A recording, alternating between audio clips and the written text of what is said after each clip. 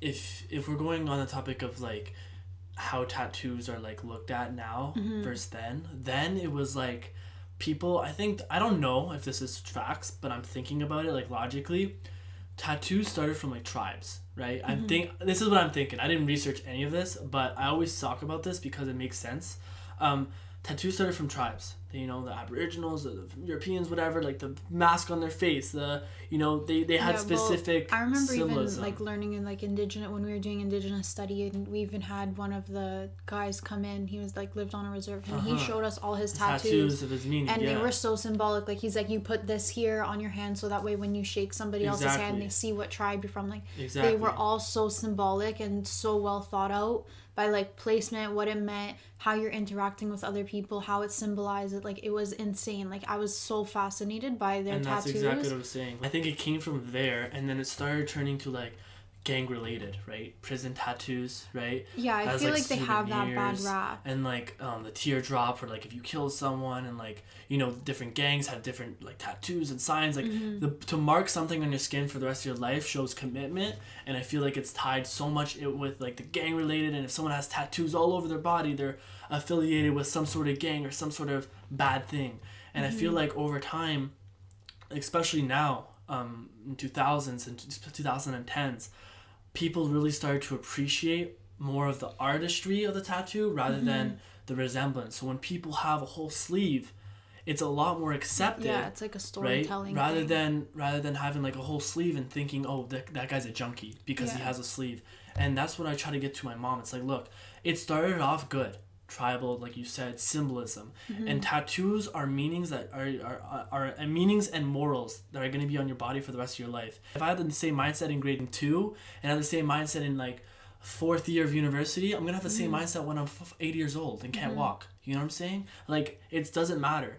My uncles have tattoos, and I'm like, what is it? What do they mean? What do they mean? And I love telling. I feel like it's such a huge conversation starter. That's why when you have tattoos that are exposed, they're so much more meaningful, because instead of you telling people something, they're like, what's that? And they ask you for it, right? So it's such a good conversation starter. And that's why when I was filming with Seba Bunil's older brother, Chris, this is my boy Justin, I met him there, such a sick guy. Had such a blast with those guys. I asked him what the tattoos meant. And this guy had a whole fucking story. Like such a heartfelt story. Like I'm going to get him on the podcast soon, and maybe you could share it, because I don't want to break it up. But his parents died, both of them in a car crash, and he got adopted, and he got his first tattoo without the parents knowing, or the adopted parents knowing, like his aunt, his uncle, I think.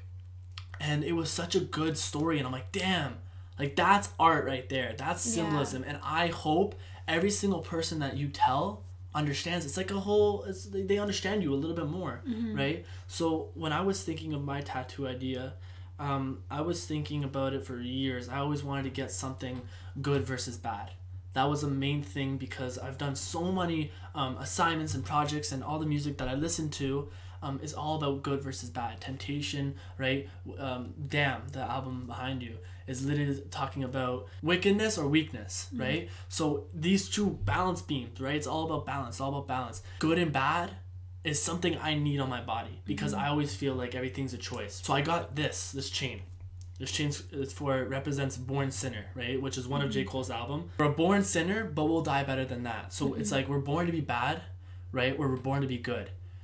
And we either choose to let the bad take over us, or we could reach out for the good and let whatever faith or whatever you believe in, right? Good decisions. Because naturally, we always want to go to the bad because it's easier. The easy way out, right? Well, whether I should do my homework or go to a party, right? Party sounds a lot more fun than sitting in my room on a Friday night. But do I got to do my homework because maybe then I'm not rushed, or maybe I understand the lesson tomorrow? You know what I'm saying? So these are all these things, like good and bad, are all these things that I want on my body. And I always preach about it, I always talk about it, and it always comes up in conversations. The lyrics that I listen to, especially KOD, the whole album was talking about temptation, right? Kids using drugs to make them feel better, right? Choose wisely. I want to pull up a clip on my YouTube video. I remember I vlogged it. I don't know which one it was, but on my phone case before grade 9, I had choose wisely with a homeless man and a successful man. And obviously that's very stereotypical, but the fact that I had that quote 4 years even before J. Cole even put that in his album, obviously it's a common quote. So I want to show you what I wanted to get. It's Saint Michael the Archangel. Yeah. Right? And you could look at it while I talk about it. So the whole meaning between my that. My grandmother had this in her house. It's yeah. a big symbol, like in the Greek church. It's huge. So when I was thinking about that picture, I didn't think about that. I didn't think about that picture. I thought about, I want something good versus bad. So I was thinking of getting an angel wing and a devil wing on my fingers to show two different things. Or I was going to get a devil whispering in my ear and an angel whispering in my ear to show that two different sides of the story. But then I'm like, hey, well, if I have a neck tattoo as my first tattoo, it's going to look kind of fucking weird, right? Especially when I go shirtless and it just ends, right? Maybe they could fade it out, but... And that's exposed every single day. I'm never going to hide it or anything. So it's a big thing. It's a big jump. And I didn't want that as my first tattoo. And then I'm thinking about, I don't know, something. You know when I started? You were in my philosophy class. So yeah. It was an essay. What was it? The worldview assignment. Yeah. The worldview assignment. And I chose what is good. And I literally poured my heart out on that because I loved it so much. I love that course. I don't even know what I got on it, to be honest. Or got in it. I didn't even check. But I enjoyed that course so much. And... it talked about what is good, and it's like good is the avoidance of evil. And I'm like, when it's summed up in that, I'm like, holy shit, good versus bad, temptation, KOD. I was like, holy fuck, wickedness, weakness, everything's connecting, right? Yeah, and I feel like it's so cliche, like but I feel like the most cliche things are the ones that like hold the most meaning too. It's like no matter what, wherever you find good, there is bad. Like no matter what you have, there's a good side and there's a bad side. Whenever there's no one direct path, everything has a sense of balance. Everything always has two sides to it. You so could prove anything wrong if you have reason behind it. So I was thinking about it, and I'm like, hey, good, bad, devil, angel. That's what I want. Maybe I was, and then there was like little things where there was a tattoo of a face of an angel, but if you looked at it the wrong way, it was like a devil, right? So it's like, that's fire. Where am I gonna put it, right? But then all of a sudden, Chance the Rapper's line came in from Ultralight Beam. It's like, foot on the devil's neck, I drifted the shit like Pangea, right? I'm like, oh, what the fuck does that mean? Because I did in grade 10, I did an assignment about we had to do like a religion song, and we had to take it and we had to explain what the song meant. And I'm like, oh my god, it was Saint Michael the Archangel. Yeah. So then everything just light bulb moment, and I'm like, holy fuck, this is it. And then it went all the way back to grade 2. I don't know if you remember this. It went all the way back to grade 2 where we had to do our patron saint assignment, and everyone was getting these pictures of their angels, and they were making their title pages all fancy. They didn't give a fuck about the writing. They were just focusing on the title page because it was the first time we get to use the computers. And it was like, everyone was like, had prayers and saints and crosses and stuff. And I'm over here with this badass angel stepping on the devil with the fucking black wings. And I'm like, yeah, that's my fucking guardian angel, right? Yeah. And then that picture snapped in my head, and I searched it up, and I'm like, it came in, and it was like a light bulb moment. Like, it was like, this is it.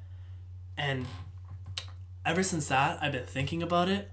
So what I did, instead of getting a tattoo, I got a pendant of it.